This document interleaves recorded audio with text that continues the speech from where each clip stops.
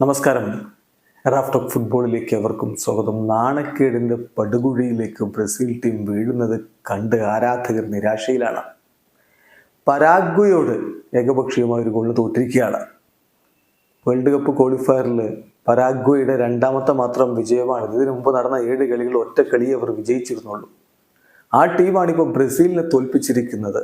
ബ്രസീലുമായിട്ടുള്ള ഒരു കളിയിൽ പരാഗ്വൻ ആരാധകർ ഒലേ ചാൻഡ് നടത്തുന്നു. ബ്രസീലിയൻ ആരാധകർക്ക് ഇതിൽ പരം സങ്കടകരമായ കാഴ്ചകൾ വേറെന്തുണ്ട്? ഏകപക്ഷീയമായ ഒരു ഗോളിന്റെ പരാജയം ബ്രസീൽ ഏറ്റുവാങ്ങുന്നു. പരാഗ്വയിൽ പോയിട്ട് ഡിയേഗോ ഗോമസ് ആണ് പരാഗ്വയുടെ വിജയ ഗോൾ കണ്ടെത്തിയിരിക്കുന്നത്. മത്സരത്തിൽ ബ്രസീലിന്റെ മുന്നേറ്റങ്ങൾ നയിച്ചുകൊണ്ട് റയൽ മാഡ്രിഡിന്റെ 3 പേരാണ് ഉണ്ടായിരുന്നത്. വിനി ജൂനിയറും എൻട്രിക്കും റോഡ്രിഗോയും. മധ്യനിരയിലെ ബ്രൂണോ ഗുയിമാരസും ആൻഡ്രയും ലൂക്കാസ് പക്കേറ്റയും ഉണ്ടായിരുന്നു.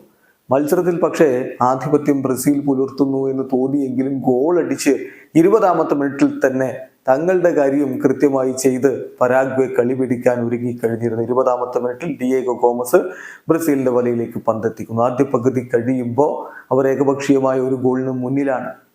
ബ്രസീലിന്റെ ഭാഗത്ത് വിനി ജൂനിയറൊന്നും ഒരു തരത്തിലുള്ള പ്രകടനവും നടത്തുന്നുണ്ടായിരുന്നില്ല. ഡാനിലോ അദ്ദേഹത്തിന്റെ വിങ്ങിലൂടെ ഒരു നീക്കവും ഉണ്ടാക്കാൻ സഹായിക്കുന്നുണ്ടായിരുന്നില്ല. ആകെ എടുത്തു പറയാൻ റോഡ്രിഗോ മാത്രമാണ് ഒരു മികവ് കാണിച്ചു എന്ന് പറയാനുണ്ടായിരുന്നത്.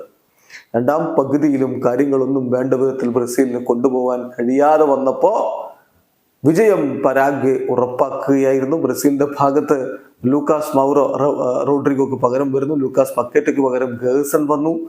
ഒടുവിൽ എസ്റ്റവായോ വില്യൻ വരുമ്പോഴേക്കും കളി കഴിഞ്ഞിരുന്നു. 86ാമത്തെ മിനിറ്റിലാണ് എസ്റ്റവായെ പോലുള്ള ഒരു ടാലന്റിനെ ഡൊറിവാൾ ജൂനിയർ കളിക്കളത്തിലേക്ക് വിടാൻ തയ്യാറാവുന്നത്. ഡൊറിവാൾ ജൂനിയറിന്റെ സബ്സ്റ്റിറ്റ്യൂഷൻ അടക്കം വലിയ വിമർശനങ്ങൾ വരുന്നുണ്ട്. കളിയെക്കുറിച്ച് ബ്രസീലിന്റെ പ്രകടനത്തെക്കുറിച്ച് നമുക്ക് മറ്റൊരു വീഡിയോയിൽ വിശദമായി ചർച്ച ചെയ്യേണ്ടതുണ്ട്. ഏതായാലും വീണ്ടും ഒരു തോൽവി കൂടി ഏറ്റുവാങ്ങി ബ്രസീൽ ഇപ്പോൾ സൗത്ത് അമേരിക്കൻ വേൾഡ് കപ്പ് ക്വാളിഫയറിൽ 5ാം സ്ഥാനത്തേക്ക് വീണിരിക്കുന്നു. കഴിഞ്ഞ മത്സരം വിജയിച്ച് ഇപ്പോൾ 4ാമതേക്ക് വന്നതാണ്. പക്ഷേ ഇപ്പോൾ 8 കളികളിൽ നിന്ന് 10 പോയിന്റുമായിട്ട് ബ്രസീൽ 5ാം സ്ഥാനത്തേക്ക് വീണിരിക്കുന്നു. വീഡിയോ അവസാനിക്കുന്ന ഫുട്ബോൾ ലോകത്തെ കൂടുതൽ വിശേഷങ്ങളുമായി റാഫ്റ്റോക്സിൽ എത്താം.